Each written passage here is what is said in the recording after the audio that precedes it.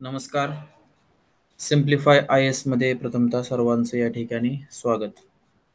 महाराष्ट्र अराजपत्रित संयुक्त गट ब परीक्षा आणि आत्ताच काल आलेली गट क साठीची असणारी परीक्षा यांच्या डेट डिक्लेअर झाल्यात. येणाऱ्या थोड्या दिवसांमध्ये उद्याच साधारणतः 2 दिवसांमध्ये आमचं शेड्यूल तुम्हाला रेग्युलरली दिसेल. आपण त्याबाबत चर्चा करणारच आहोत.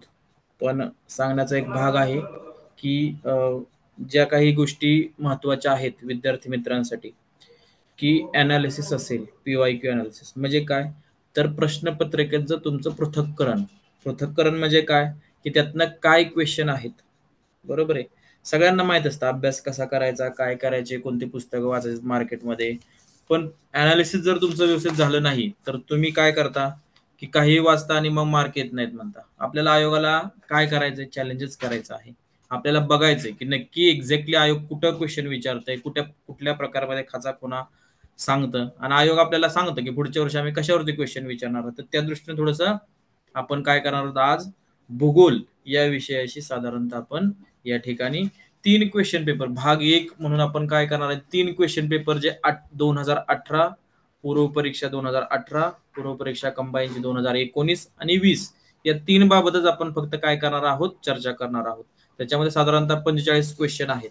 बघा आता प्रश्नपत्रिकेचा साधारणतः 23-24 चा रोख आणि आत्ताचं एनालिसिस थोडंसं आपण पाठीमागं जातोय कारण 23-24 ला आपण साधारणतः परीक्षेचा पॅटर्न बदललाय. गणिताला जास्त मार्क आले, गणित बुद्धिमत्तेला जास्त क्वेश्चन्स इथे विचारले गेले. पण पाठीमागच्या पण बऱ्याच गोष्टी अशा असतात की आपल्याला त्या क्वेश्चन्स एनालिसिससाठी खूप महत्त्वाच्या ठरतात. मग त्या कोणत्या प्रकारच्या आहेत? आज तुमच्या पुढे मी या ठिकाणी 3 2018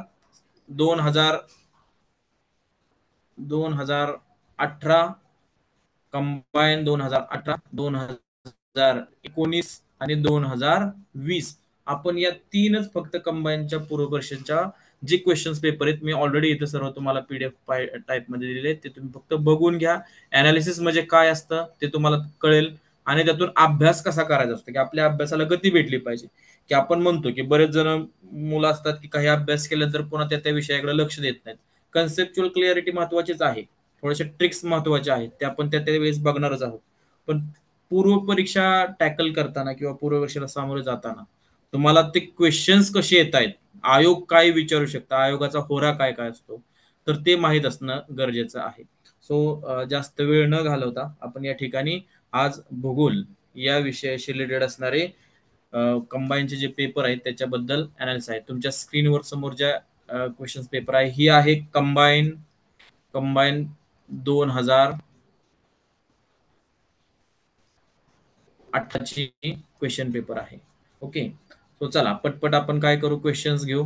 तुम्हाला अनालिसिस म्हणजे काय असतं थोडंसं आपण पृथक्करणाविषयी जास्त डिटेल बोलू. आता पहिलाच क्वेश्चन आहे याच्यामध्ये काय विचारलंय बघा. काय विचारलंय महाराष्ट्राचे एकूण भौगोलिक क्षेत्र किती आहे. म्हणजे महाराष्ट्र तुम्ही अभ्यास करताना तुम्हाला पहिला मॅप आला पाहिजे. पूर्ण महाराष्ट्राचा मॅप काय सांगतो, उत्तर कुठं आहे, पूर्व कुठं आहे, पश्चिम कुठं आहे, दक्षिण कुठं आहे, याची एकूण क्षेत्रफळ किती आहे. बघा अनालिसिस करताना तुम्ही एक गोष्ट लक्षात घ्या, महाराष्ट्र आणि भूगोल या दोन गोष्टी तुम्ही बरोबर केल्या पाहिजेत अभ्यासाच्या.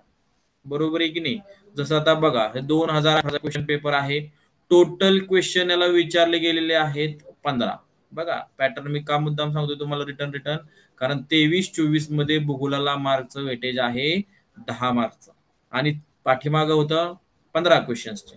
आता 15 क्वेश्चन्स मध्ये डिवायडेशन तुमच्या लक्षात आलं की तुम्हाला अभ्यास करणं सोपं जाईल. हे कसे क्वेश्चन आयोग विचारतात. आता ह्याच्यामध्ये महाराष्ट्राचे क्वेश्चन्स विचारले होते आणि इंडिया म्हणजे आपल्या भारताचे सगळे क्वेश्चन्स विचारले होते.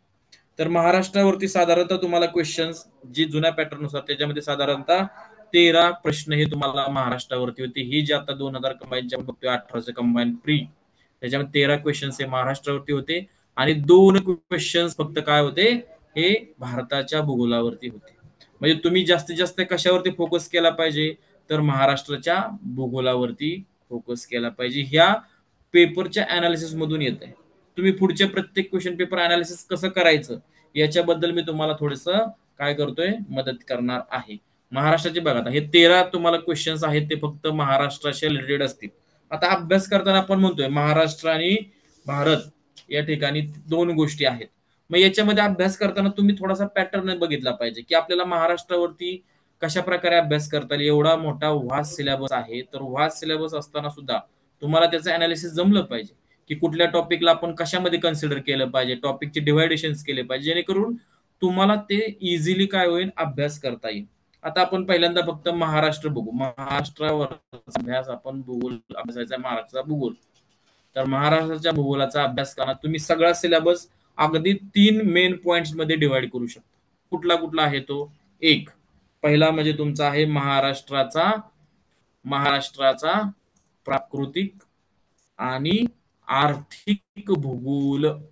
महाराष्ट्राचा प्राकृतिक आणि आर्थिक भूगोल हा पहिला तुमचा टॉपिक या ठिकाणी तुम्ही कन्सिडर केला पाहिजे.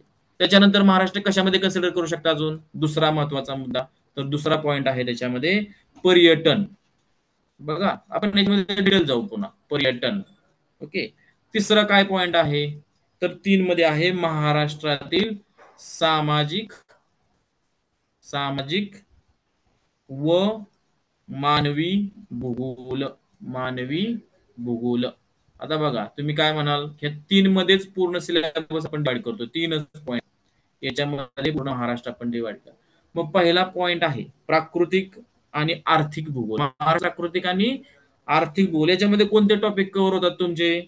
तर प्राकृतिक रचना, खडक प्रणाली, नदी प्रणाली, मृदा संपत्ती, वन आणि वन्यजीवन संपदा, नंतर खनिज संपदा, या गोष्टी सगळ्या प्राकृतिक रिलेटेड आहे.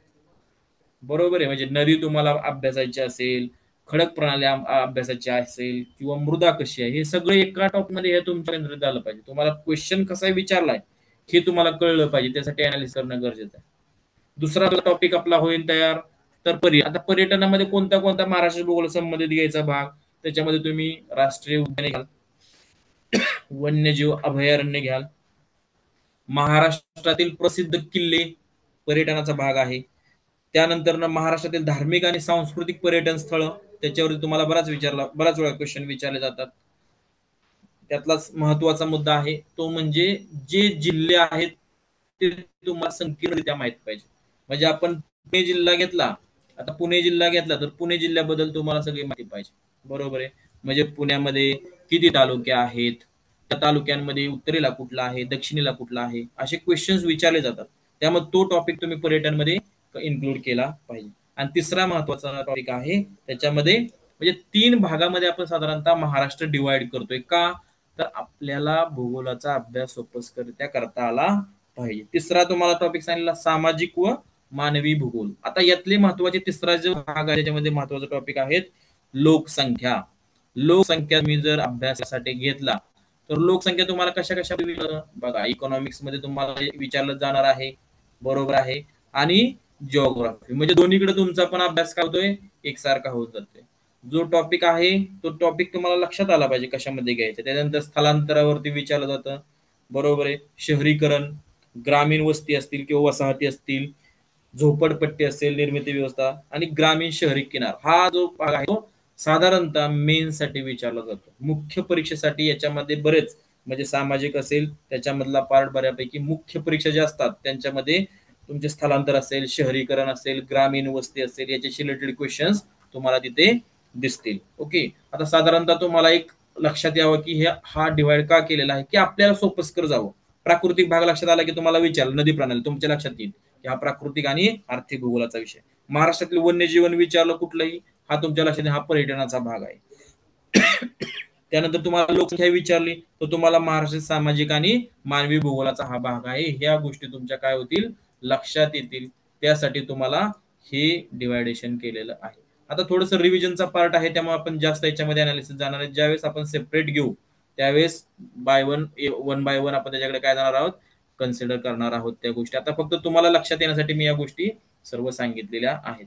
आता आपण काय बघू, डायरेक्ट अनालिसिसला आपण काय करू, क्वेश्चन्स कुठले आहेत ते बघू आणि पुढे जाऊ. कारण 45 क्वेश्चन आहेत. तुम्हाला मी फक्त आयडिया देणार आहे, तुम्ही स्वतः अनालिसिस करू शकता. आलं लक्षात. फक्त काय होतं, योग्य दिशा भेटत नाही आपल्याला, त्यामुळे आपण त्याच्याकडे जास्त लक्ष देत नाही आणि आपल्याला मार्क्स भेटत नाहीत. बऱ्याच जणांचा फंडा तोच आहे. आता बघा, पहिलाच क्वेश्चन वाचून सांगतो तुम्हाला. 2018 कंबाईन पूर्व परीक्षेचा पेपर आहे. बघा याच्यामध्ये काय विचारलंय, तर महाराष्ट्राचे एकूण भौगोलिक क्षेत्र किती? कितीतरी वेळा या गोष्टीवर रट्टा मारलेला असतो आपण, सगळ्या गोष्टी केलेल्या असतात. आता आपण काय केलं याच्यामध्ये बघा, कन्सिडर काय केल्यात सगळ्याच गोष्टीत. बरं, 200 आहे, 207 आहे, 307 आहे, 318 आहे.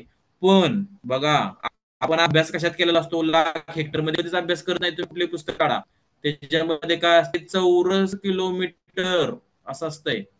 बरोबर आहे की नाही? तुमच्या लक्षात येईल ते. अरे, पाठ करताना आपण म्हणतोय चौरस किलोमीटर आहे आणि इथं तर काय दिलेलं आहे, लाख किलोमीटर, लाख हेक्टर दिलेलं आहे. याच्यामध्ये काही जास्त फरक नसतो. ते कन्व्हर्जन फॅक्टर असतो, हेक्टर मधून किलोमीटर करणं आणि किलोमीटर मधून हेक्टर करणं. जे काही किलोमीटर असेल, आता फॉर एक्झाम्पल याचं उत्तर तुम्हाला बऱ्यापैकी सगळ्यांना पाठच असणार आहे. बरोबर. महाराष्ट्र एकूण भौगोलिक क्षेत्र किती आहे?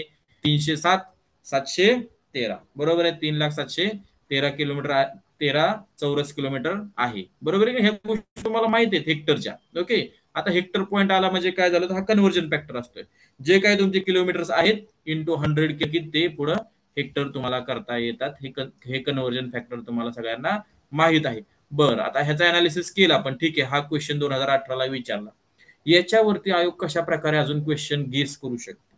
आता तुम्हाला इथं महाराष्ट्राचं विचारलंय, भारत करतील इथं. भारताचे एकूण भौगोलिक क्षेत्र किती? मग ते जो पाठ पाहिजे, 32,87,263 चौरस किलोमीटर. हे झालं त्या प्रश्नाचं अनालिसिस. ओके, याला म्हणतात अनालिसिस. आता त्याच्या पुढे जाऊन तुम्ही म्हणाल आणखीन कशा पद्धतीने अनालिसिस करू शकतो. जो क्वेश्चन विचारलाय त्याच्यामधले बाकीचे जे ऑप्शन्स आहेत, यातला एक ऑप्शन तुमचा गेला, 3 लाख हेक्टरचा ऑप्शन तुमचा. ओके, हा बरोबर आहे. पण हे बाकीचे ऑप्शन्स काय सांगतात, तो म्हणजे तुमचा अनालिसिसचा पार्ट आहे. आता ह्याच्यामध्ये अनालिसिस जास्त करता येणार नाही, कारण सगळे काय आहेत, फिगर्स आहेत, आकडे आहेत. त्याच्यामुळे अनालिसिस करता येणार नाही. आपण पुढचा क्वेश्चन बघू. सेकंड क्वेश्चन, याचं उत्तर आहे 307.70 लाख हेक्टर. फक्त हेक्टर आणि ते कन्व्हर्जन तुमच्या फॅक्टर लक्षात राहायला पाहिजे. किलोमीटरचं कन्व्हर्जन केलेलं आहे, किलोमीटरला इंटू 100 केलं की ते लाख हेक्टर मध्ये त्याचं उत्तर येईल. नंतर आपण बघू त्याच्यामध्ये दुसरा क्वेश्चन आहे. दुसरा क्वेश्चन काय सांगतं की कोकण रेल्वेमुळे मुंबई ते कोचीन दरम्यानचे अंतर किती किलोमीटरनं कमी झाले. आयोगाने हा क्वेश्चन कशामुळे विचारला असेल, तर कोकण रेल्वेवरती बराच वेळा क्वेश्चन विचारलेले आहेत. तुम्हाला रिसेंटली जी रो सेवा माहित असेल, रो ट्रान्सपोर्ट, ते कोकण रेल्वेमुळे सुरू झालेले पहिल्यांदा. बरोबर आहे की नाही? या गोष्टी तुम्हाला माहित पाहिजेत. मुंबई ते कोचीन काय विचारलं, तर हा पुन्हा आपल्याला समुद्रमार्गे रस्ता आहे. मग ते समुद्रमार्गे आहे तर तो कमी कसा करता येईल, किंवा बाय रोड आहे तर तो कमी कसा करता येईल, तर त्यासाठी मग कोकण रेल्वे निर्मिती झाली. म्हणून हा क्वेश्चन विचारलेला आहे. आता अशा प्रकारचे एखादे कुठं आपल्याकडं निदर्शनास येते का, की अशा प्रकारे वेळ वाचवण्यासाठी कुठल्या प्रकारची वाहतूक व्यवस्था निर्माण केली गेलेली आहे का, त्याच्यावरती तुम्हाला क्वेश्चनचं अनालिसिस, त्याला अनालिसिस म्हणायचं. लक्षात येत आहे. आता कोकण रेल्वेमुळे काय झालं, साधारणतः 513 किलोमीटरचं अंतर कमी झालं. ओके, त्याच्याबद्दल नो डाऊट. पण आता अनालिसिसचा पार्ट म्हणजे अशा प्रकारचं सध्या एखादी कुठली व्यवस्था आहे का, की त्याच्यामुळं आपलं जे वाहतुकीचा आहे तो काय केलेला आहे, जो त्रास आहे किंवा जे किलोमीटरचे अंतर ते कमी केले. तर सी लिंक बघा, Bandra Worli sea link. Okay, याचा किती डिस्टन्स किती आहे हे कोणच पाठ करत नाही, 5.6 किलोमीटर. हे तुमचं झालं अनालिसिस. याच्यावरून केलेलं तुम्ही क्वेश्चन्स आहे, त्याचं गेस केलेला आहे क्वेश्चन. आणि आयोगाला हेच तुम्हाला जज करायचंय. या टेक्निक तुम्हाला हळूहळू त्या येणार सगळ्या आलं लक्षात. पण त्यासाठी तुम्ही सुरुवात करणं गरजेचं आहे. ओके, आता कोकण रेल्वे मुंबई आणि कोचीन यांच्या दरम्यान साधारणतः 513 किलोमीटरचं अंतर काय झालेलं आहे, कमी झालेलं आहे. तिसरा क्वेश्चन बघा. तिसरा क्वेश्चन काय सांगतोय, की त्याच्यामध्ये सांगतोय तिसरा क्वेश्चन, खालील पैकी वाचताना बघा किती व्यवस्थित वाचणं गरजेचं आहे. क्वेश्चन जरी वाचा, आपण काय म्हणतो बऱ्याच वेळा, सिली मिस्टेक झाल्या. सिली मिस्टेक्स कशामुळे होतात, की आपण वाचनाची केलेली गडबड. ओके, इथं काय विचारलं क्वेश्चन, खालीलपैकी कोणती नदी गोदावरी खोऱ्याचा भाग नाही म्हणत आहे. ओके, तुम्ही वाचताना बरोबर वाचणार, अरे प्रवरा मांजरा दिसतंय. ओके, मग ह्यातलं मांजरा असेल. अरे पण सगळं तर त्या गोदावरी खोऱ्याचाच भाग आहे. तेरणा असेल, प्रवरा असेल, मांजरा असेल. भातसा आहे का? भातसा नाहीये. भातसा, तानसा आपण ऐकलेले आहेत. बरोबर आहे की नाही? हे आहेत का? हे कोकणाकडे साईडला आले, बरोबर आहे की नाही? सह्याद्रीला लागून आहेत. तिकडे गोदावरी खोऱ्याचा कायचा भाग आहे का? नाही. म्हणून याचं उत्तर काय आहे? खालीलपैकी कोणती नदी गोदावरी खोऱ्याचा भाग नाही, तर ती कोणती नदी आहे? भातसा नदी आहे, बरोबर आहे की नाही? पुन्हा अजून गोदावरी क्वेश्चन कसा पडू शकतो? गोदावरी खोऱ्याचा आकार कसा आहे? नरसाळासारखा आकार आहे, बरोबर आहे की नाही? ते पाठ असलं पाहिजे. त्याच्या पुढे आयोगाचा क्वेश्चन काय असणार आहे? गोदावरीला उजव्या आणि डाव्या बाजूनं नद्या ज्या येऊन मिळतात त्यांची नावं काय आहेत? मग ते तुम्ही पाठ केली पाहिजेत. तो क्वेश्चन तुमचा तयार झाला. गोदावरीची एकूण लांबी किती? हे तुमची अनालिसिस आहे. महाराष्ट्रामध्ये असणारी गोदावरीची लांबी किती? हे तुमचं काय अनालिसिस आहे. तेरणा आहे, प्रवणा आहे, मांजरा आहे, या कशा नद्या आहेत, कोणत्या मार्गे भेटतात, उजवीकडून भेटतात की डावीकडून, हा क्वेश्चनचा अनालिसिसचा भाग आहे. खालीलपैकी कोणती नदी गोदावरी खोऱ्याचा भाग नाही? नाही म्हणल्यानं त्याचं उत्तर भातसा हेच येणार आहे. त्यामुळे तुमचा अभ्यास करताना तुम्ही त्या गोष्टीला थोडंसं काय करा, अनालिटिकल व्ह्यू न लक्षात घ्या की आयोग पुढच्या वेळेस या क्वेश्चनला कशा प्रकारे क्वेश्चन टाकू शकतं. आता नेक्स्ट क्वेश्चन बघा, त्याच्यामध्ये काय दिलंय? साधारणतः डॅश गुजरात राज्यातील प्रमुख बंदर आहे. आता कोचीन तुम्ही बघा, सहज जर विचार केला, एखादी गोष्ट असते आपण त्याच्यावरती जास्त विचारच करत नाही. मांडवी काय आहे? आपल्याकडे आहे का? नाही, ते गोव्यामध्ये. ओके. देन कोची आहे का आपल्याकडे? नाही, साऊथ मध्येच येणार आहे. ऑब्व्हियसली त्याचं उत्तर कांडला आहे, बरोबर आहे की नाही? आता कांडला मध्ये काय आहे? बऱ्याच मागच्या वेळेस आयोगाने याच्यावरती क्वेश्चन विचारला, सेज साठी क्वेश्चन विचारला होता. माहित असेल तर बघा, इकॉनॉमिक्स रिलेटेड, बरोबर आहे की नाही? गुजरात म्हणजे हा कशाशी रिलेटेड क्वेश्चन आहे तुमचा? भारताचा भूगोल. भारताच्या भूगोलाला किती क्वेश्चन विचारले? फक्त 2018ला 2. त्यापैकी ह्या पहिला क्वेश्चन. अजून एक क्वेश्चन येणार आहे आपल्याला पुढे, तो तुम्हाला सांगन मी. चला, हा याचं उत्तर समजलं का? डॅश गुजरात राज्यातील प्रमुख बंदर आहे, याचं उत्तर काय आहे? कांडला. चला पुढं नेक्स्ट क्वेश्चन घ्या. आता याच्यामध्ये बघा काय विचारलंय बघा, जागतिक वारसा शिल्पस्थानात या लेणीची नोंद केलेली आहे, बरोबर आहे की नाही? आता बघा, जागतिक वारसामध्ये काय आहे? याचं उत्तर बऱ्यापैकी काय सगळ्यांना माहित असणार आहे. काय आहे त्याचं उत्तर? अजिंठा लेणी. हे पाठ आहे तुमचं. पण कारले भाजी लेणी कुठं आहेत? पुण्यामध्ये येतात. बेडसा कुठं आहे? पुण्यामध्ये आहे. हे माहित पाहिजे तुम्हाला. भारतातील सर्वात जुनी लेणी पितळखोरा लेणी, बरोबर आहे की नाही? छत्रपती संभाजीनगरला आहेत. हे तुम्हाला माहित पाहिजे. भारतातील सर्वात, ह्याच्यावरती क्वेश्चन येऊन गेला आयोगाचा. काय विचारलाय क्वेश्चन? की भारतातील सर्वात जुनी लेणी कुठली? तर ते पितळखोरा लेणी येतात. हे तुम्हाला माहित पाहिजे. ओके, हे झाले तुमचं क्वेश्चनचं अनालिसिस. बाकीचे ऑप्शन्स काय सांगतात ते बघा. आयोग काय करतं?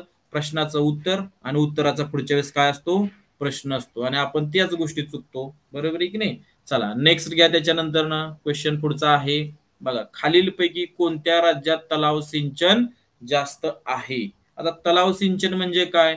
की ज्यातून आपल्याला काय होतं? पाणी, तलाव सिंचन, पाणी जास्त प्रमाणात काय तर उपसा प्रमाणात घेतलं जातं. ते कुठं आहे? तर त्याचं उत्तर आहे आंध्र प्रदेश. आता हा क्वेश्चन आहे कृषीशी रिलेटेड, पण भारताच्या कृषी रिलेटेड, भारताचा भूगोल बघा, हे महत्वाचं आहे. असे टिपिकल क्वेश्चन असतात, ते तुम्हाला येतात. आता ह्याच्यामध्ये तुक्का लावण्यात अर्थ नाहीये. तुम्हाला ह्यातलं काय असलं पाहिजे? थोडंसं माहिती असली पाहिजे की तलाव बाबा कुठल्या भागामध्ये जास्त आहेत, आपल्याकडे आहेत का तलाव? एमपी मध्ये आहेत का? गुजरात मध्ये आहेत का? तर नाही, तो भाग आहे आंध्र प्रदेशचा. म्हणून त्याचं उत्तर काय आहे? आंध्र प्रदेश. काही क्वेश्चन डायरेक्टली तुम्हाला विचारलं जाणार, स्ट्रेट फॉरवर्ड काही क्वेश्चन असतील की त्याच्यामध्ये आपण लॉजिक पण डेव्हलप करू शकत नाही. असं उत्तर दिलं तर आपल्याला काय नाही, फक्त ते त्या गोष्टी माहित पाहिजे. पण एखादा दुसरा क्वेश्चन असा विचारला जातो, सर्वच क्वेश्चन असे नसतात. आता पुढचं बघा. त्याच्यानंतर ना नेक्स्ट क्वेश्चन, हे 2 क्वेश्चन फक्त भारताच्या भूगोलावरती होते. आता बघा पुढचा क्वेश्चन काय आहे? गोमित पारधी, भिल्ल या अनुसूचित जमाती खालीलपैकी प्रामुख्याने कोणत्या जिल्ह्यात आढळतात? आता याचे ज्या डिफरंट, ज्या आपण म्हणतो एस टीच्या ज्या जमाती आहेत, अनुसूचित जमाती, त्या शेड्यूल ट्राईबच्या, तर त्याच्यावरती बराच वेळा क्वेश्चन विचारले जातात, बरोबर आहे की नाही? अमरावतीमध्ये कुठली आहे? तुम्ही शिलाय कोरकू आहे.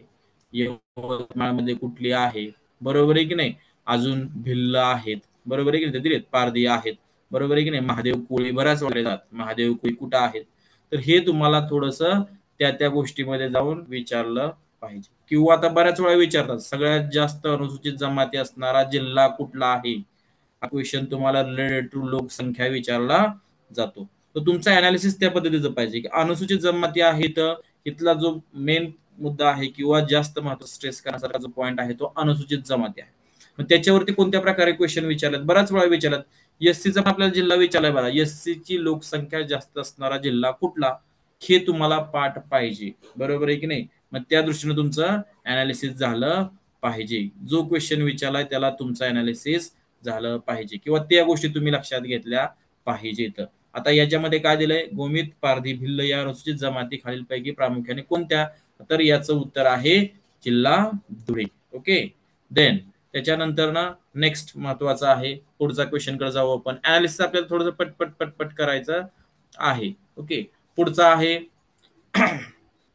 2011च्या लोकसंख्येनुसार बघा, तुम्हाला आत्ताच म्हटलं तसाच क्वेश्चन विचारला. अनुसूचित जातीची लोकसंख्या महाराष्ट्रात कोणत्या जिल्ह्यात सर्वाधिक आहे. मेन मुद्दा काय आहे आपला, की जो तुम्ही क्वेश्चन वाचताय त्याच्यामध्ये मेन मुद्दा काय आहे, की महत्वाचा मुद्दा, की अनुसूचित जाती. बरोबर आहे की नाही. अनुसूचित जाती. ओके. आणि अनुसूचित जमाती, शेड्यूल ट्राईब्स आणि शेड्यूल कास्ट. इथं काय विचारलंय, शेड्यूल कास्ट विचारलेलं आहे. पाठीमागं काय विचारलं होतं, शेड्यूल ट्राईब्स विचारलं होतं. मग त्याच्याशी रिलेटेड सेम पडला का नाही क्वेश्चन, सेम आहे, काहीच अडचण नाही. तुम्ही फक्त अनालिसिस करून जर ठेवलं असतं की याच्यावरती असा असा क्वेश्चन आहे, बरोबर आहे की नाही, मग तुम्हाला क्वेश्चन रिलेटेड टू काय. आता हा लोकसंख्या टॉपिकच महत्वाचा एवढा आहे, लोकसंख्येवरती तुमचा अभ्यास चांगला असला पाहिजे.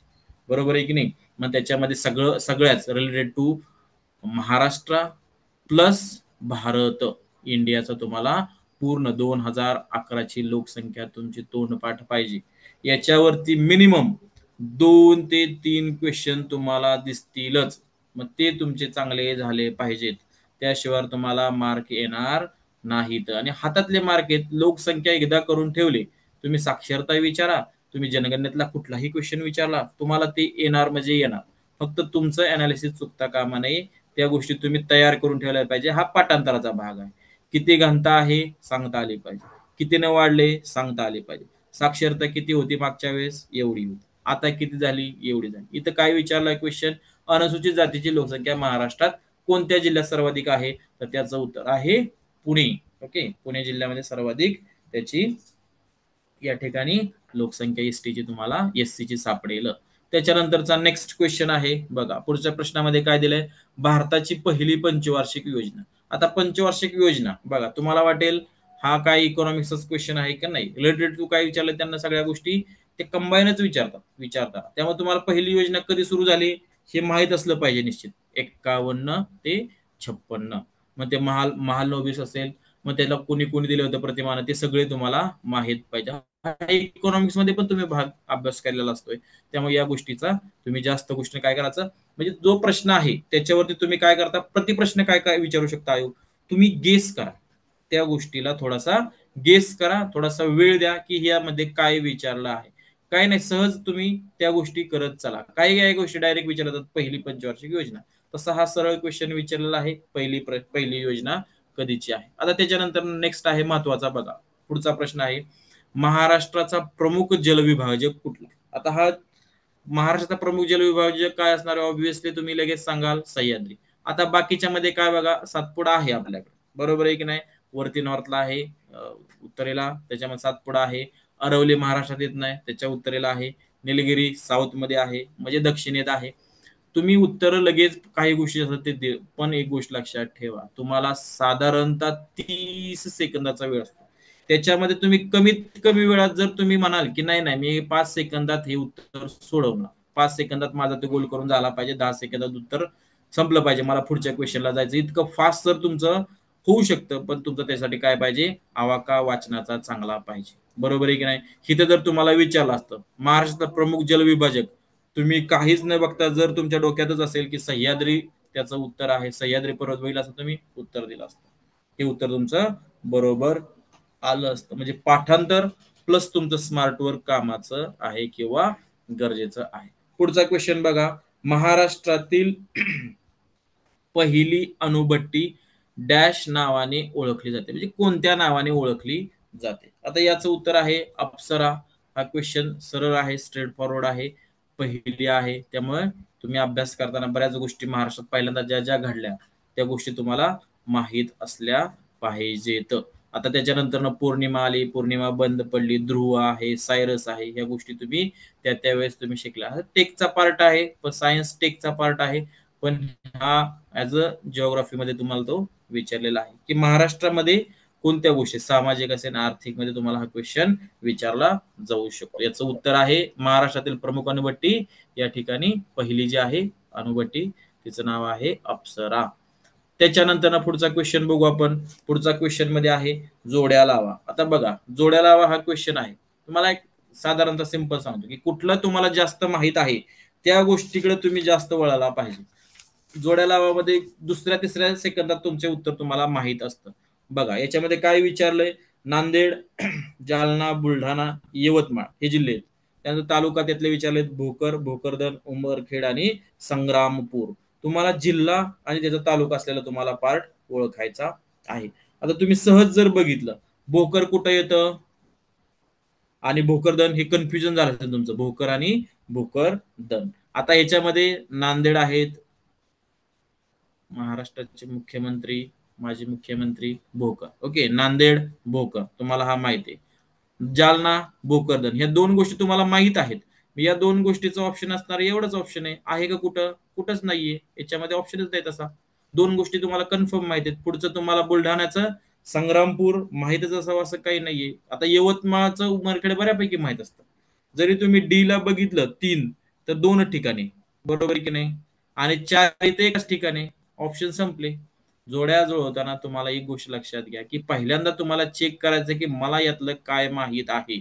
एकच जोडी जर तुम्ही इथं जाऊन जोडली तर तुम्हाला काय होतं, पैकीच्या पैकी त्या ठिकाणी मार्क भेटू शकतात. नांदेडचं तुम्हाला भोकर माहिती आहे, एकच ऑप्शन आहे इथं, आहे का कुठला ऑप्शन? नाहीये, संपलं. तुम्ही बाकीचे 2 3 4 बघायचीच गरज नाही तुम्हाला. नांदेडमध्येच भोकर आहे तालुका, इनफ. त्याचं उत्तर आहे पर्याय क्रमांक या ठिकाणी 4. ओके, आहे का कुठला? नाही, नांदेडमध्ये भोकर आहे, संपलं. एवढा तो अभ्यासाचा अनालिसिसचा भाग असतोय. तुम्ही हळूहळू त्या गोष्टी अनालिटिकली करत चाल. त्याच्यानंतर पुढचा क्वेश्चन आपण बघूया. पुढच्या प्रश्नामध्ये काय विचारलंय, महाराष्ट्रात डोलोमाइटचे साठे कोणत्या जिल्ह्यामध्ये सापडतात? आता हे सगळं खनिज संपत्तीशी रिलेटेड तुमचा भाग आहे. मग तुम्हाला माहिती आहे लाल खडक कुठं आहे, बरोबर आहे की नाही. माती असेल, मृदा असेल, ते मृदेचे प्रकार असतात वेगवेगळे, ते तुम्हाला माहिती आहेत. कुठल्या मृदेमध्ये काय सापडतं, समजा बेसाल्ट आहे, बेसाल्ट खडकामध्ये खनिज संपत्ती नसते, हे तुम्हाला माहित आहे, बरोबर आहे की नाही. खनिज संपत्ती महाराष्ट्रात बऱ्यापैकी पश्चिमेला आणि पूर्व भागामध्येच सापडते, बरोबर आहे की नाही. मग याच्यामध्ये बघा काय विचारले, महाराष्ट्रात डोलोमाइटचे साठे कोणत्या जिल्ह्यात आहेत. याच्यामध्ये काय आहे उत्तर, यवतमाळ आणि रत्नागिरी. ओके, हिंगोली, वाशिम, अमरावती, अकोला, नांदेड, परभणी असं तुम्ही काय ऐकलेलं आहे का? नाही. हे डोलोमाइट कुठं आढळत आहे? रत्नागिरी म्हणजे कुठं आलं? हे महाराष्ट्राच्या पश्चिम भागात. यवतमाळ साधारणतः पूर्व भागामध्ये. काही लॉजिकली तुम्ही क्वेश्चन्स तयार केले पाहिजेत, ते तुम्हाला अनालिटिकली जमलं पाहिजे.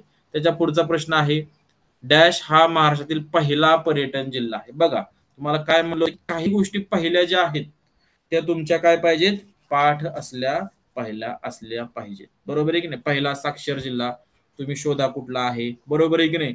का, त्याच्यानंतर दुसरा शोधा, बरोबर आहे की नाही. हे तुम्हाला माहित असलं पाहिजे, पहिला कुठला, दुसरा कुठला. आयोग त्या पद्धतीने क्वेश्चन विचारतात. ओके, हा महाराष्ट्रातील पहिला जिल्हा कुठला आहे? सिंधुदुर्ग हा महाराष्ट्रातील पहिला पर्यटन जिल्हा आहे.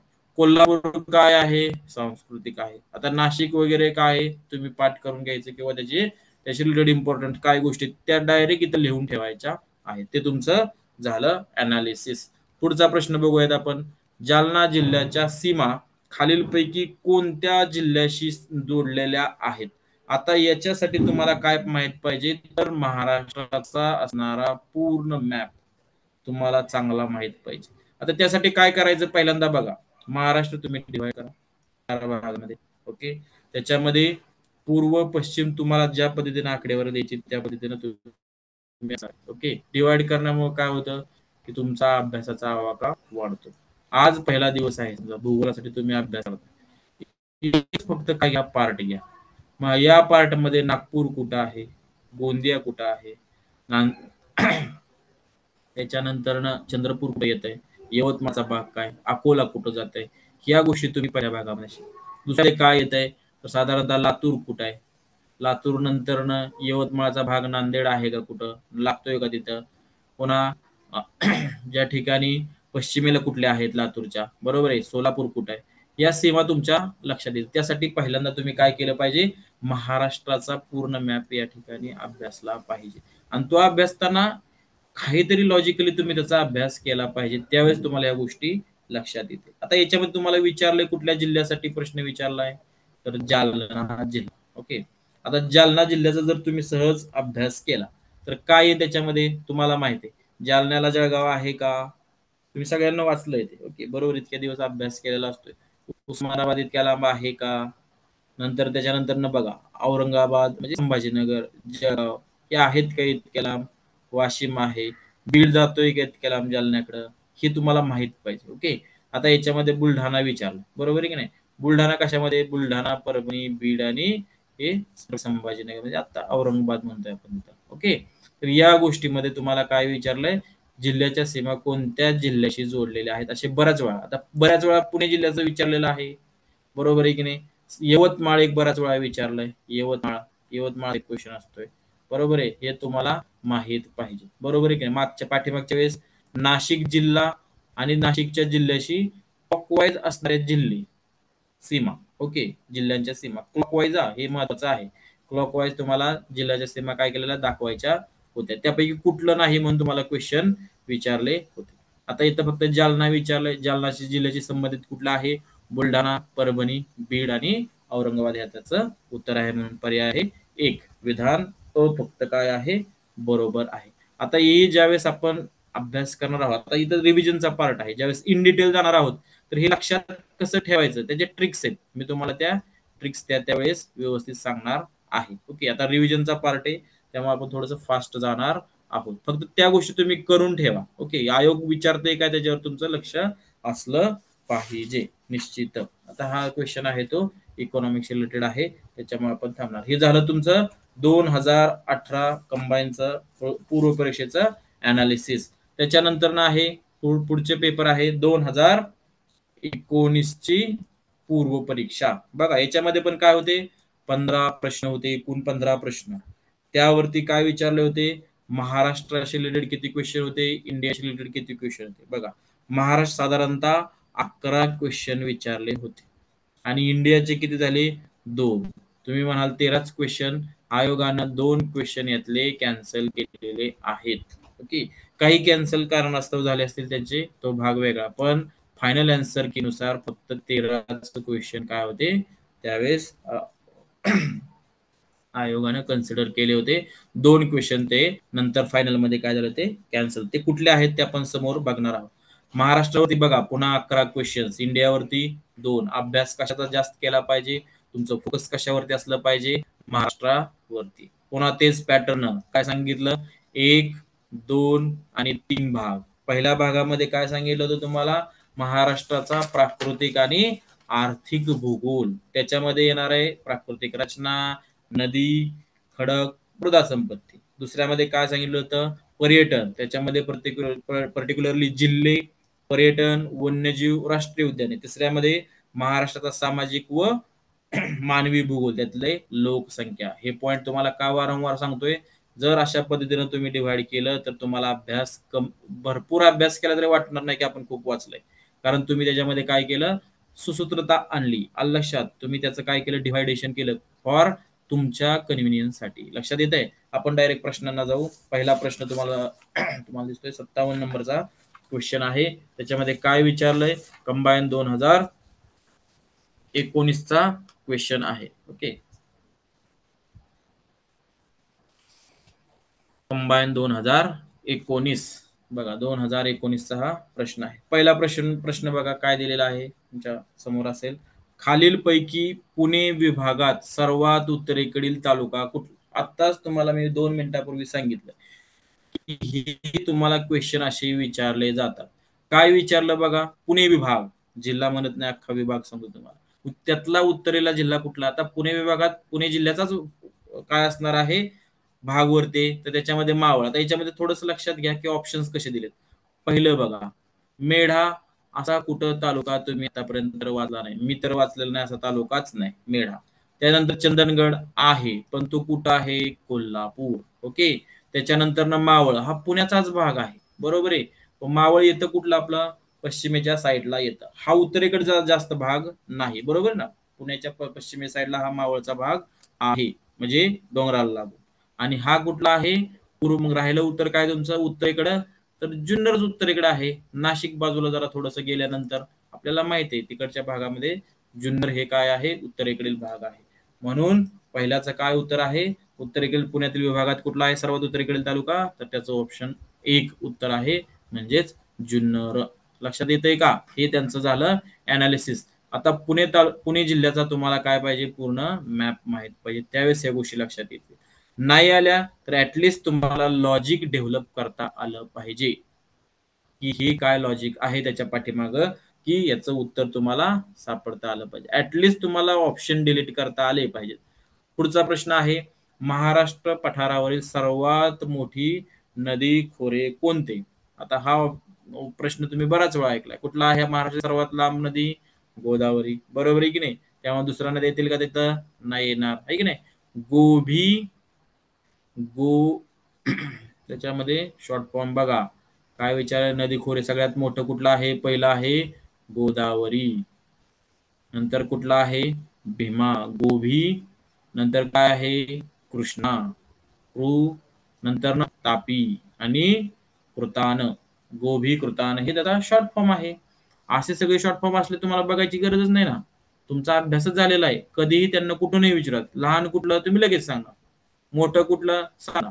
मध्यंतरी एकदा आयोगाने क्वेश्चन विचारला की 2 नंबरचं नदी खोरं कुठलं? आता 2 नंबर तुमचं जर पाठ नसेल, गोभी कृतान आलं लक्षात, गोदावरी, भीमा, कृष्णा, तापी आणि नर्मदा. तर दुसरा नंबर तुम्ही लगेच सांगू शकता. सर्वात मोठं महाराष्ट्रातील दुसऱ्या नंबरचं नदी खोरं कुठलं? तर भीमेचं आहे. हे तुमचं अनालिसिस झालं, याला म्हणायचं अनालिसिस. ओके. गोदावरी खोऱ्याचा आकार कसा आहे? तर नरसाळ्यासारखा आहे. हे तुम्हाला काय आहे?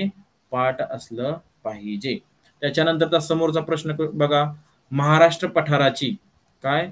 महाराष्ट्र पठाराची पूर्व पश्चिम लांबी किती आहे? आता याच्यामध्ये महत्वाचं बघा काय दिलेत ऑप्शन. 850, 650, 550. हे तुम्ही आता 800 750 तुम्ही पाठ केलेलं आहे, बरोबर आहे की नाही.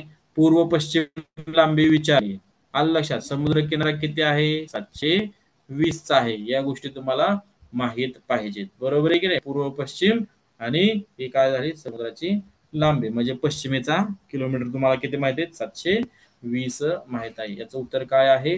750 किलोमीटर. ही काय झाली? पूर्व पश्चिम लांबी. आता महाराष्ट्राचं पूर्ण जे महाराष्ट्र आपण बघतो त्याचं क्षेत्रफळ बघितलं, ज्यावेळेस आपण पहिल्यांदा महाराष्ट्राची पूर्ण रचना बघू त्याच्यामध्ये हा सगळा पार्ट येणार आहे. ओके.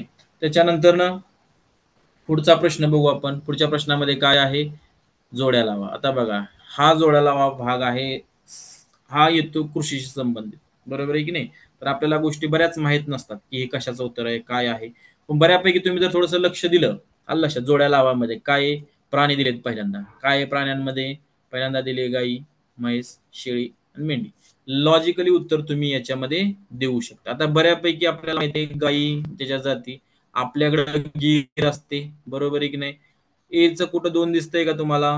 अरे 3 ठिकाणी आहे. म्हणजे आपल्याला काय झालं, थोडस या ठिकाणी माहिती असणं गरजेचं आहे. म्हैसीची कुठली आहे? मेहसाणा, बरोबर आहे की नाही. हे तुम्हाला काय असतंय? माहित असतंय. ओके, बरोबर आहे की नाही. मेहसाणा जात आहे म्हैसीची. ओके. ऍग्रिकल्चर पोरांना जरा थोडंसं सोपं जाते. त्याच्यामध्ये काय झालं, फक्त 2च ठिकाणी, 2च, बाकीचे ऑप्शन काय झाले? कट झाले, बरोबर आहे की नाही. आता त्याच्यानंतर ना शेळी, शेळीसाठी कुठली आहे? बघा शेळीची जात तुम्हाला इथं माहित पाहिजे. ओके. आता इथं माहिती नसले तरी थोडस आपण लॉजिकली त्याच्यावरती जाऊ शकतो. आता याच्यामध्ये ऑप्शन मध्ये काय दिसतंय तुम्हाला? शेळी या ठिकाणी 4 3 3 4. ओके. याच्यामध्ये लॉजिक आता काय सांगायचंय का नाही, आपल्याला पाठांतराच्या काही गोष्टी माहीत असणं गरजेचं आहे. आता शेळी त्या ठिकाणी हे जमनापरी ही काय आहे, त्या ठिकाणी ब्रीड आहे किंवा त्याची जात आहे. आणि मेंढीची कुठली आहे, तर गड्डी. ही गड्डी महत्वाची आहे, ते हिमाचल प्रदेश किंवा हिमालयन जे प्रदेश आहे त्या ठिकाणी बऱ्यापैकी आढळते. आणि शेळी जमनापारी जी आहे, जमुना गंगा जमुना म्हणतो की नाही, त्या भागामध्ये हे ब्रीड जास्त प्रमाणात, ह्याच्यामध्ये दुधाचं प्रमाण जास्त प्रमाणात असतं. दूध देणारी जमुनापारी ही शेळीची चांगली ब्रीड आहे. आणि गड्डी हे मुख्यतः तुम्ही जे शॉल वगैरे म्हणताय की नाही, त्याच्यापासून लोकर लोकर चांगल्या प्रतीची या ठिकाणी भेटते. ओके, याचं उत्तर आहे पर्याय क्रमांक 3. ओके, त्याच्यानंतर समोरचा क्वेश्चन बघा. आता समोरच्या प्रश्नामध्ये काय विचारलंय, 45 नंबर, जोड्या जुळवा. पुन्हा आणखीन जोड्या आल्या. ओके, आता हा प्रश्न काय आहे, स्थलांतरित शेतीचा आहे. बरोबर आहे की नाही, शेतीशी रिलेटेड असणारा हा प्रश्न आहे. तुम्हाला काय दिलेला आहे, पश्चिम घाट, मेघालय, मध्य प्रदेश आणि ओरिसा, म्हणजे हे स्टेट दिलेले आहेत. बरोबर आहे, किंवा हे पश्चिम घाटाचा भाग दिला. त्या भागामध्ये असणाऱ्या जे काय आदिवासी जमाती आहेत त्या कोणत्या आहेत आणि त्याच्यानुसार शेती त्या ठिकाणी केली जाते. बरोबर आहे की नाही. आता बऱ्यापैकी पाठांतरात तुम्हाला माहित आहे की कुमरी प्रकारची शेती जी आहे ते महाराष्ट्रामध्ये किंवा पश्चिम घाटामध्ये या ठिकाणी केली जाते. पश्चिम घाटाचं 2च उत्तर बघा कशामध्ये, 1, 2 आणि 3, हे 3 ऑप्शन तुम्हाला माहिती आहे. तिसरा ऑप्शन तुझा ऑटोमॅटिकली कट झाला. बरोबर आहे. झूम शेती झूम शेती जी तुमची आहे ती मेघालय भागात म्हणजे पूर्वांचल भागामध्ये झूम शेती केली जाते. झूम शेती पूर्वांचल भागामध्ये. ऑप्शन कशामध्ये आहे, एकच ऑप्शन आहे. झालं, तुमचं उत्तर इथं सापडलेलं आहे. तुम्हाला ऍटलिस्ट काहीतरी यापैकी माहित असणं गरजेचं आहे. आता त्याच्यानंतर सी मध्ये काय सांगितलेलं आहे, तर मध्य प्रदेश, मध्य प्रदेशमध्ये पेंडा प्रकारची शेती आहे. आणि ओरिसामध्ये आहे ती कोडू. आता ह्या शेतीचे प्रकार बरेच आहेत. ओके, स्थलांतरित शेतीचे प्रकार. स्थलांतरित शेती म्हणजे काय, तर ज्या ठिकाणची शेती आपण काय करतो, जनरली शेतकरी काय करतात, जिथं शेती असते तिथंच पुन्हा पुन्हा करतात. पण आदिवासी काय करतात, जी शेती उपजाऊ जोपर्यंत आहे तोपर्यंत तिच्यामध्ये काय केलं जातं, पिकं घेतली जातात. आणि नंतर ना काय केलं जातं, ती पिकं नंतर ना पिकं जास्त नापीक होते तर ते काय केलं, ते सोडून दुसऱ्या ठिकाणी स्थलांतर केलं जातं. त्या ठिकाणची झाडे असेल, वनवृक्ष असतील, ते तोडले जातात आणि त्या ठिकाणी पुन्हा काय केलं, ते शेती करायला सुरुवात केली. ती तो नापीक झालेला भाग पुन्हा आणखीन दुसऱ्या भागात जाऊन पुन्हा शेती, त्याला काय म्हणतात, स्थलांतरित शेती म्हणतात. मग अशा प्रकारची स्थलांतरित शेती 1, 2, 3 वेगवेगळ्या प्रकारे केली जाते. आणि तशा शेतीला काय येते, वेगवेगळी नावं आहेत. तर पश्चिम महाराष्ट्र किंवा पश्चिम आपला जो घाटाचा प्रदेश आहे सह्याद्रीचा, त्या ठिकाणी जी अशा प्रकारची शेती केली जाते त्याला कुमरी असं नाव आहे. ओके, लक्षात येते. हा कन्सेप्च्युअल पार्ट आहे, त्यावेळेस आपण बघू.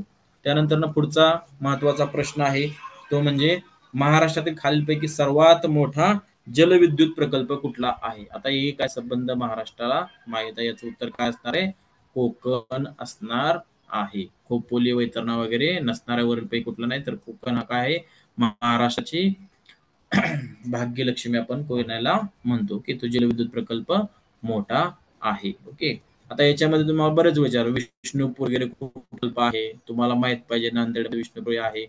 उपसा सिंचन सगळ्यात मोठा प्रकल्प आहे. उपसा सिंचन हा तुम्हाला शब्द महत्वाचा लक्षात ठेवणं गरजेचं. उपसा सिंचन म्हणजे त्या ठिकाणी काय केलं, ते लिफ्ट केलं जातं पाणी. ओके, त्याला काय म्हटलं जातं, उपसा सिंचन. महाराष्ट्रात सर्वात मोठा उपसा सिंचन प्रकल्प कृष्णा नांदेडमध्ये, विष्णुपुरी हा आहे. ओके, हे तुम्ही लक्षात ठेवा.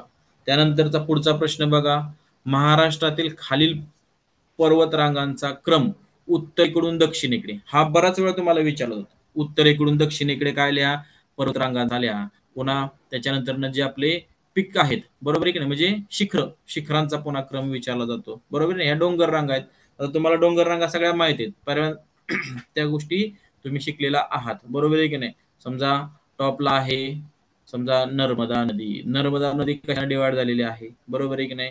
भीमा असेल, कृष्णा असेल, या नद्या कशामुळे वेगळ्या झालेल्या आहेत, कुठल्या डोंगर रागांमुळे झालेला आहे. तो एक क्वेश्चन बऱ्याच वेळा विचारला जातो. बरोबर आहे की नाही. मग आता इथं विचारलंय पर्वतरांगा, फक्त पर्वतरांगा आहे, त्याच्यामध्ये काय विचारलं, हे पाठ असणं, पाठांतराची गरज आहे. सगळ्यात उत्तरेला काय येणार आहे, अजिंठा. बघा आहे का कुठं अजिंठा, 2 ठिकाणी आहे अजिंठा. त्यानंतर काय येणार आहे, सातमाळा. शंभू महादेव दक्षिणेला आहे ना, हे उत्तरेला कशी जाऊ शकते, नाही ना. आणि 7 माळाच्या वरती अजिंठा आहे, त्यामुळे हे दोन ऑप्शन तुमचे ऑप्शन नंबर 3 आणि 1 गेलेलंच आहे. दोन्ही पैकीच एक राहिलं. आता शंभू महादेव हरिश्चंद्रच्या अगोदर आहे का? ऑब्व्हियसली नाही.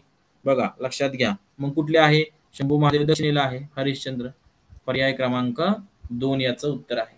हे उत्तर दक्षिण तुम्ही पाठ करणं गरजेचं आहे. याच्यामध्ये किल्ले असतील वेगवेगळे लक्षात येते, किंवा घाट असतील, घाटावरती पण बऱ्याच वेळा क्वेश्चन विचारलेले आहेत की उत्तरेकडून दक्षिणेकडे घाट आहेत ते, त्याची तुम्ही आता जे जे प्रश्न येईल त्यावेळेस आपण ते सांगू, पण तसं तुम्ही एक अभ्यास करणं लॉजिकली गरजेचं आहे. ओके. त्यानंतर ना बघा, आता खनिज संपत्ती विचारलेलं आहे. खाण उद्योग आणि जिल्हे तुम्हाला मगाशीच सांगितलं काय, बसाल्ट सोडून बाकीच्या भागामध्ये आपल्याला काय सापडतं, या ठिकाणी प्रत्येक वेगवेगळ्या प्रकारची खनिजे सापडतात. तर याच्यामध्ये थोडासा काय झालेला आहे, तर ह्या प्रश्न आयोगानं कॅन्सल केलेला आहे. आता आयोगाचं कॅन्सल करण्यामागचा उद्देश काय असतो, की त्या भागामध्ये आपल्याला तुम्हाला सांगता येईल की 2-2 आहे. आता चुनखडी तुम्ही काय सांगू शकता, यवतमाळ पण सांगू शकता, चुनखडी उस्मानाबाद पण सांगू शकता. पण 2 ऑप्शन असल्यामुळे काय झाले, तर त्या ठिकाणी अनालिसिस होत नाही किंवा ते उत्तर देता येत नाही, म्हणून आयोगानं हा प्रश्न कॅन्सल केलेला आहे. ओके. त्याच्यानंतर ना पुढचा प्रश्न बघा काय सांगितलंय. पुढचा प्रश्न आहे प्रश्न क्रमांक 49.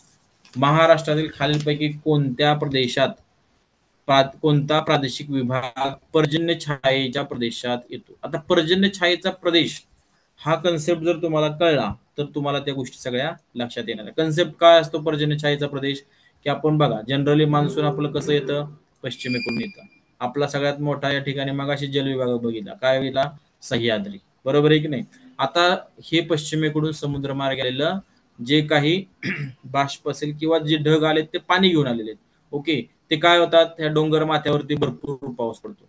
पण डोंगर माथ्याच्या खाली इकडे गेल्यानंतर पूर्वेला या भागामध्ये पावसाचं प्रमाण कमी कमी होत जातं, आणि हा काय झाला मग तो पर्जन्य छायेचा प्रदेश.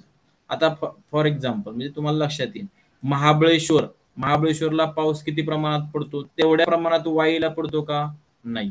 मग महाबळेश्वर जर आपण म्हटलं जास्त पाऊस पडतो, त्याचा पर्जन्य छायेचा भाग कुठला येतो, वाई येतो. कारण जर ज्यावेळेस ढग जे असतात ते समोर जाताना काय करतात, सगळे बाष्प काय करतात त्या महाबळेश्वरमध्ये मोकळे करतात, आणि पुढे गेले त्याच्यामध्ये काय राहते, पाणीच राहत नाही. मग त्या भागामध्ये पावसाचं प्रमाण कमी राहतं ऍज कम्पेअर टू महाराष्ट्र. म्हणजे त्याचं दोन्हींचा जर विचार केला तर त्याला म्हणतात पर्जन्यछायेचा प्रदेश. असा पर्जन्यछायेचा प्रदेश कुठं असणार आहे, तर ऑब्व्हियसली काय असणार आहे, पश्चिम महाराष्ट्र. का, तर सह्याद्री काय आहे, प्रवाह आहे. सह्याद्रीत भरपूर पाऊस पडतो. बाष्प समुद्रमार्गे आल्यानंतर काय होतात, सगळे रीते होतात कुठं, महाबळेश्वर, जे काय पश्चिम घाटाचा भाग आहे त्या ठिकाणी. पश्चिम महाराष्ट्र काय आहे, पर्जन्य छायेचा प्रदेश आहे, त्याला पर्जन्य छायेचा प्रदेश म्हणतात. आणि हा क्वेश्चन आयोगाने विचारला, महाबळेश्वर भागामध्ये जो पाऊस पडतो त्यांचा तो पर्जन्य छायेचा प्रदेश कुठला, त्याचं उत्तर वाई दिलेलं होतं. त्याच्यानंतर समोरचा क्वेश्चन बघा, प्रश्न क्रमांक 50. जलविद्युत केंद्र दिले आणि जिल्हा दिला. ओके. आता सगळ्यात मोठा आपण बघितलं महाराष्ट्र भाग्यलक्ष्मी जलविद्युत केंद्र काय आहे, कोयना आहे. आता याच्यामध्ये बघा भिरा, वीर, भंडारदरा, उजनी. तर उजनी कशामध्ये येतं, पाठ सगळ्या जणांचं, सोलापूर आहे का, डीचं ऑप्शन 3 2 ठिकाणी आहे, 2 ऑप्शन डिलीट. लक्षात येत आहे. आता प्रश्न क्रमांक पर्याय क्रमांक 1 आपण विचारात घ्यायचा आणि 4 पण 2 आणि 3 मध्येच कन्सिडर करायचा. भंडारदरा कुठं आहे, भंडारदरा आहे काजवा महोत्सव लक्षात घ्या. भंडारदरा अहमदनगर. ओके. त्याच्यामध्ये काय आहे, सी चा ऑप्शन क्रमांक आहे 1. कुठं आहे, इथं. संपलं, उत्तर तुम्हाला सापडलेलं आहे. प्रश्न क्रमांक 50 उत्तर आहे 2. लक्षात येत आहे. त्याच्यामध्ये तरी पण भिरा कुठे येतं, रायगडमध्ये येतं, आणि वीर धरण आपल्याला माहिती आहे पुण्यामध्ये येतं. थोडस लॉजिक तुम्ही लावलं की ते उत्तर काय होतात, संपून जातात. आता त्याच्यानंतर बघा लोकसंख्येचा पुढे क्वेश्चन विचारलेला आहे. प्रश्न क्रमांक 51. 2011च्या जनगणनेनुसार महाराष्ट्राची एकूण लोकसंख्या किती. हा एकूण लोकसंख्येचा भाग आहे बघा. त्याच्यामध्ये तुमचं याच्यामध्ये काहीच पाठ नाही तुमचं, पण 11,23,00,000 एवढा तरी आकडा कमीत कमी पाठ करून ठेवा. 11,23,00,000 एवढा आकडा पाठ झाला तरी तुम्हाला उत्तर सापडेल. 13 नाही, 13 नाही, 13 नाही, 13 नाही. कुठलाच ऑप्शन नाही. प्रश्नाचं उत्तर आहे पर्याय क्रमांक 1, दॅट इज 11,23,00,000. ओके. हे पाठ असलं पाहिजे, काही गोष्टी पाठांतराच्या पण आहेत. त्याच्यानंतर पुढचा क्वेश्चन बघा, काय विचारलंय की वरील नकाशात महाराष्ट्रातील एक प्रशासकीय विभाग दाखवला.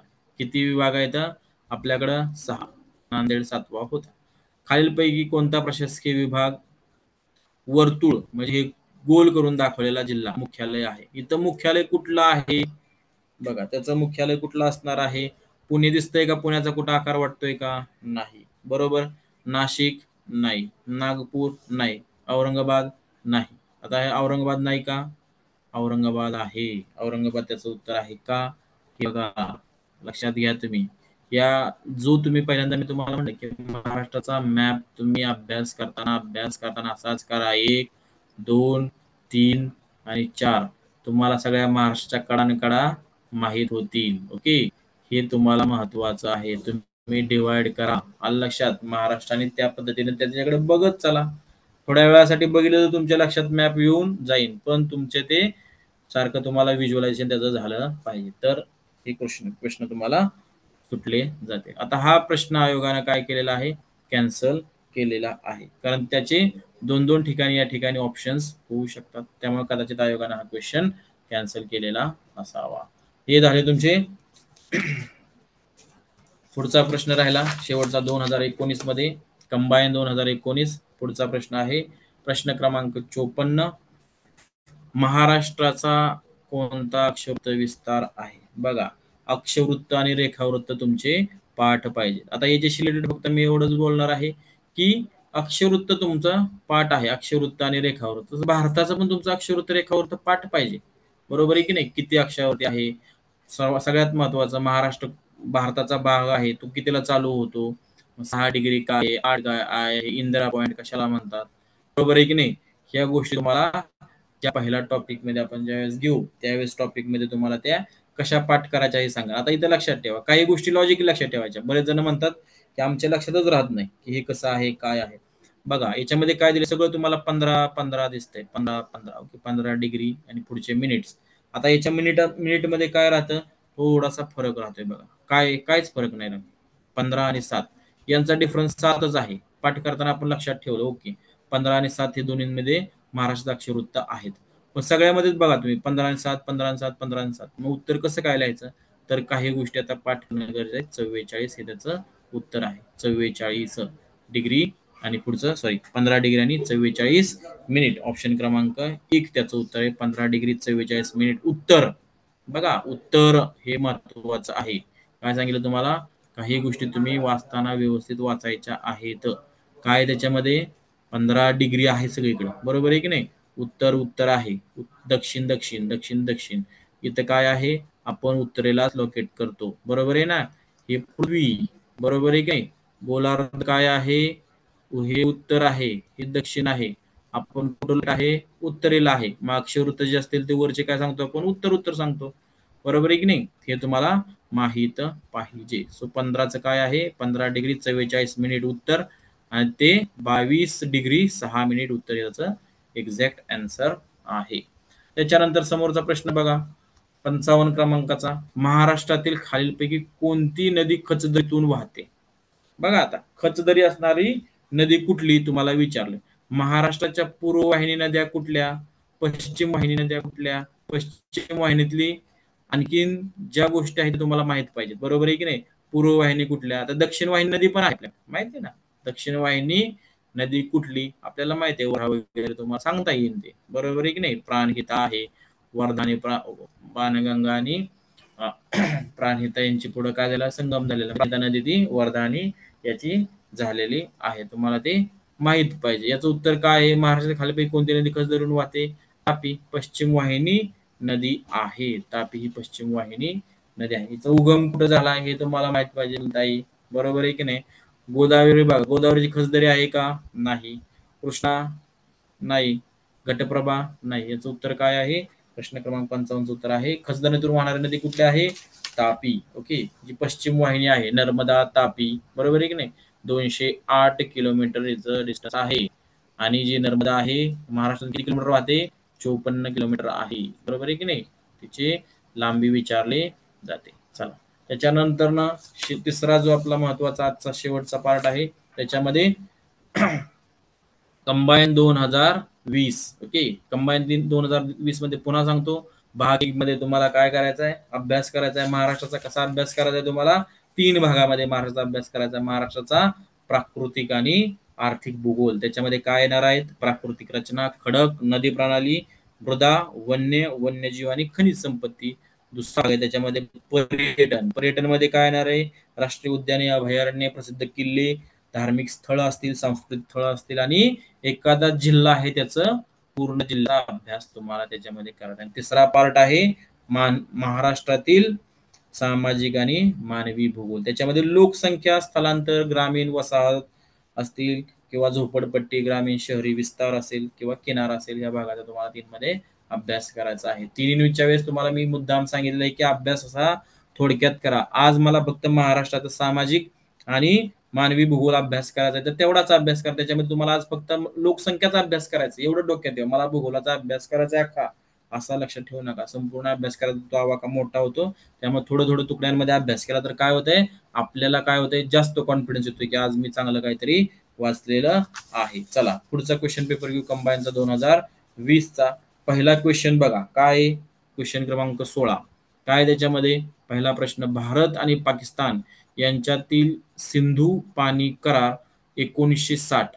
आता हा सिंधू करार सध्या काय आहे, भारत पाक आपल्याला माहिती आहे सध्या काय वातावरण तंग आहे, हा विषय करंटचा आहे. तुम्हाला हा क्वेश्चन कदाचित ऍज इट इज रिपीट पण दिसू शकतो. आलं लक्षात, काय करू शकतो, ऍज इट इज या ठिकाणी रिपीट सुद्धा दिसू शकतो. त्यामुळे तो तुम्ही पार्ट काय केला पाहिजे, ऍज इट इज वाचला पण पाहिजे. कारण काय होतं, आपण बऱ्याच वेळा बघतो, आलं लक्षात, भारत पाकिस्तान असेल किंवा आता आर्थिक बाजू असतील, आर्थिक बाजू तुम्हाला माहित पाहिजेत की आर्थिक सध्या काय चाललेलं आहे, ट्रेड चाललेला आहे, जे करंटचे मुद्दे आहेत. करंटच्या मुद्द्यांमध्ये तुम्ही अभ्यास करताना या गोष्टी लक्षातच घेतल्या पाहिजेत की करंटचा सध्या मुद्दा काय आहे. सध्या भारत पाक हा करंटचा मुद्दा आहे, त्याच्यावरती कशा प्रकारे तुम्हाला प्रश्न विचारले जाऊ शकतात हे तुम्हाला माहीतच असलं पाहिजे. आणि त्याच्याशी रिलेटेडच काय असतात, सगळे क्वेश्चन विचारले जातात. त्यामुळे तुम्ही त्या पद्धतीनेच काय केला पाहिजे, अभ्यासही केला पाहिजे. निश्चित अभ्यास त्या पद्धतीने तुमचा झाला पाहिजे, नाहीतर तुमचं काय होणार नाही, या ठिकाणी लक्षात येणार नाही. ओके ओके ठीक आहे. तरी पण आपण काय करू, पुढचं थोडंसं मला काय सांगायचं, वेगळ्या पद्धतीने जरा थोड्याशा गोष्टी तुमच्या पुढं मांडायच्यात की सिलेबस मध्ये अभ्यास करताना तुमच्याकडे सिलेबस असला पाहिजे, काय वाचतोय हे कळलं पाहिजे आणि त्याचं तुमच्याकडं अनालिसिस असलं पाहिजे. दोनच फक्त आपण इयरचा या ठिकाणी अभ्यास केलेला आहे, 2018 2019. ओके, याच्यामध्ये 15 क्वेश्चन आणि 15 क्वेश्चन. दोन्हीमध्ये काय आहे महत्वाचं, महाराष्ट्राचा फोकस केला तर साधारणतः महाराष्ट्रावरती तुम्हाला 13 क्वेश्चन विचारलेले आहेत. इथं पण महाराष्ट्रावरती 13 क्वेश्चन विचारले, बरोबर आहे. इंडियावरती असेल किंवा भारतावरती असेल 2 क्वेश्चन विचारले, इतर इंडियावरती 2 क्वेश्चन विचारले. तर तुमचा फोकस असला पाहिजे महाराष्ट्र. ओके, तुमचा फोकस मेनली कुठं असला पाहिजे, महाराष्ट्र. भूगोलावरचे 2 क्वेश्चन आहेत, हे बऱ्यापैकी लोकसंख्या रिलेटेड तुम्हाला क्वेश्चन विचारले जातात किंवा काही टिपिकल विचारले जातात.